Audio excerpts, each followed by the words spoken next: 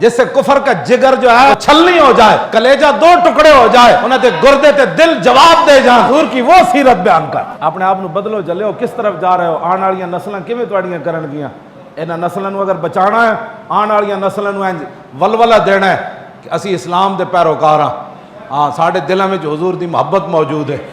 ہاں، ساری کائنات ادھر دی ادھر ہو جائے، ساری دنیا ہوا وچ اڑ جائے، ساری دنیا سونے دے محل بنا لوے، ساڑی آنکھ متاثر نہیں ہوگی، اس واسطے کہ ہمارے دلوں میں حضور کی محبت موجود ہے۔ ہاں، اگر اللہ نے کچھ دیا ہے نا تو دین کے بارے میں 1000 بار سوچا کرو، دین کے معاملہ میں کرو۔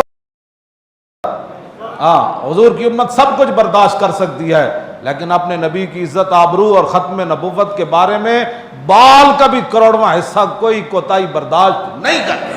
تاجدار ختم نبوت زندہ باد، زندہ باد۔